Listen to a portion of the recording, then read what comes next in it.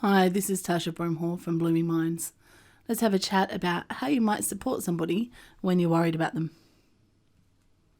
Many of us have had the experience of noticing changes in the behaviour or mood of someone that we know and care about, yet we often don't know how to approach it, particularly if we think there might be any mental health issues at play. Sometimes we say nothing because we're afraid of saying the wrong thing or maybe of offending the person. This might mean that we don't connect with and or offer help or support to someone who really needs it. There are 3 things we want to keep in mind when having a conversation like this. First, approach them sensitively. So consider the time, the place, and the language. Neither of you should feel rushed, nor be likely to be interrupted. So choose a time when you're able to dedicate your full attention to the person and you can take the time to listen and connect with them. The place where you talk about mental health issues is also a factor. So you should both feel safe and it should be somewhere private. So if it is in the workplace, then make sure that it's private, that no one else is going to walk in on you. Secondly, don't try to diagnose a person. Your goal is not to diagnose or therapize someone. Your goal is to be a friend, to connect with them about what they're experiencing, to support them to understand that there is help available. Don't try to use diagnostic terms, so offering medical advice or telling them what you think might be wrong with them. If you're qualified to do so, go for it. But otherwise, your goal is just to actually have a chat with them and listen to what's happening for them. And thirdly, you want to do with, not do to. So this means don't be tempted to just offer advice and tell them what you think they should do, but really connect with them, really listen with them. So we'll talk about that listening step in a moment.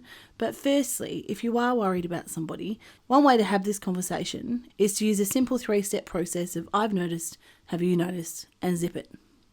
So start the conversation by telling the person that you've got concerns and that you care about them. Describe what you've noticed that's led to these concerns. Keep your observations objective and measurable. So don't try to give them a diagnosis or tell them what you've judged or your opinions. By talking about what you've observed and the changes that you've noticed, you're focusing just on any behaviour or any things that seem a bit unusual or out of the ordinary for this person. And then you're going to ask them, have they noticed? And that gives them an opportunity to connect with you if they choose to. It helps them to clarify if you're on the right track or if there are some other reasons for the behaviour changes. The final step involves you not saying anything. So this is zip it. Many people find this the most difficult stage of the process, but it's vital that you let the person find, organise and describe their own thoughts to you, if they choose to. You sometimes need to be silent for twice as long as you think socially appropriate to allow the person to catch up with you. It would be unhelpful to say something like, mate, you're clearly not coping, or mate, are you depressed? You don't want to be judgmental. You don't want to be trying to give the person a diagnosis. Instead, what you might say is, mate, I just want to check in with you. You seem to have a lot going on. And over the last couple of weeks, I've noticed that you're not coming and having lunch with us anymore. You're sitting in the truck during breaks. Whatever it is you've actually observed, stick with 2 or 3 things. Don't go much further than that. If you list out 15 things that you've noticed, it's going to feel a bit overwhelming and a bit too much. So just start with the 2 or 3 things that you've actually observed. And then say, and I'm wondering if there's something behind that for you, or is that true for you? So ask them about their own observations. Ask them what's going on for them. Ask them to trust you and to tell you what their experience is. And then when they start to talk, actually listen. This is really critical. We're not very good at this bit. The listening bit is the bit that lots of us actually stuff up. We lose the person because as soon as they do start to open up and tell us what's going on for them, we tell them all the reasons why they're wrong for feeling the way that they are. And this is really important because how we listen will actually help determine whether they take the next steps to get any support or not. When someone shares a problem with us, many of us do jump in with solutions or try to look for silver linings for them. If the person does share information with us about what they're experiencing, how we listen and offer support is critical. Hearing someone's bad news can actually feel really distressing or uncomfortable. We want to reassure them. So it's tempting to want to try to make them feel better about the situation. And so we rush in to try to tell them about a solution. We want to tell them it'll be okay, that this is an opportunity in disguise. But when we do this, we risk the person not feeling heard. In doing this, we risk disconnecting with them at a time when they may need our support the most. So before we can see to get an opportunity or a silver lining out of a challenging situation, we do have to process the emotion of it. So sometimes this is grief, anxiety, panic, worry, or distress. So to help somebody, instead of glossing over their emotional reaction or trying to rush them towards feeling positive, this simple 4-step listening process can really help us to communicate more effectively. The 4 steps are to acknowledge, to express empathy, to explore options, and to plan for action. Let's look at each of those.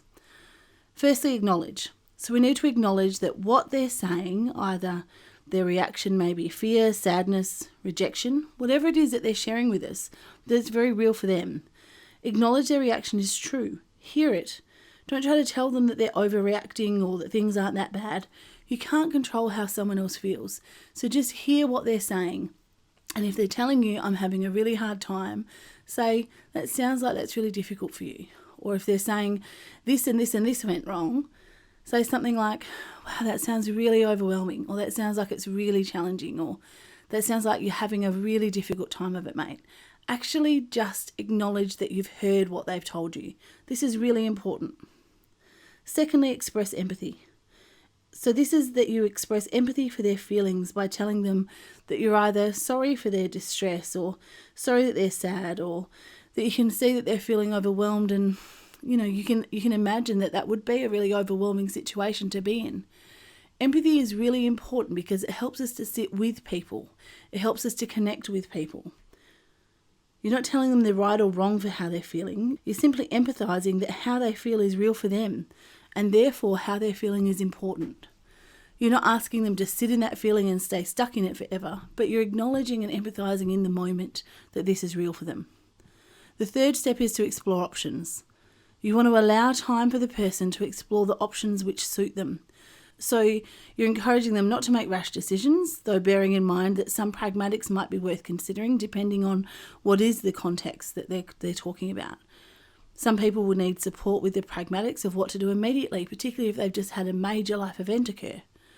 Other times it's just about helping them to process through what are the best options for them to choose at the moment. So when they're ready to explore their options for moving forward, hold that space with them and discuss a range of possibilities. Consider the pros and cons of each option.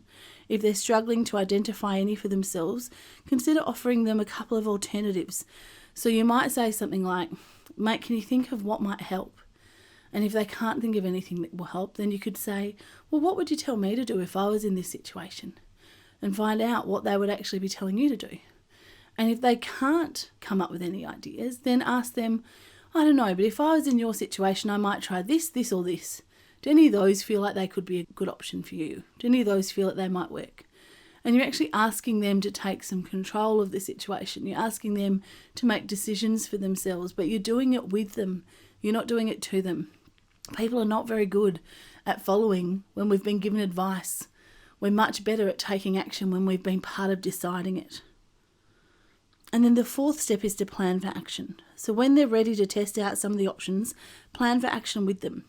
They may or may not need your support with this, so be appropriate in terms of the boundaries of your relationship and respect their decisions.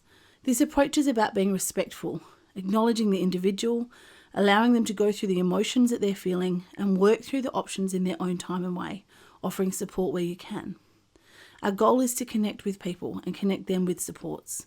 When we listen to people, our goal is to listen and validate what they're experiencing is real for them, and to do with them, not do to them. It's really important to think about this in your life. When you've got somebody with a problem, do you jump at it with a sledgehammer, jumping in with solutions, telling them exactly what they should be doing, exactly how they should be feeling? Is that working? Lots of us do this, but it's not a great strategy. We want to learn how to listen loudly to people.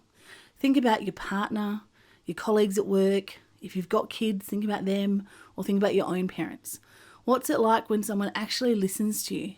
It's not about sitting there and soaking in someone's misery with them. It's about creating that option for the person to see, hey, someone actually is with me. Someone's connected with me at the moment. Someone's actually going to support me. And then to move forward with them about what they might need, what that support needs to look like for them. So often, if we listen really well to people, it helps to activate them into taking their own actions. they get less stuck in that distress and they feel more that it's possible for them to move forward. Think about who you're listening to in your life and who you're not listening to very well, and go away and practice. If you can try and take this approach, the curious approach of having a conversation with someone you're worried about, asking them, these are the things I've noticed, is that true for you, or what have you noticed? And then listening loudly, you can really connect with people and let people know that they're not alone and that support is available. If you do need some further support, you've got our EAP provider and you've also got community supports available. Have a look on their Waterfront website and have a look on the safety page for a whole list of different resources that you can access for yourself or for someone else you're worried about.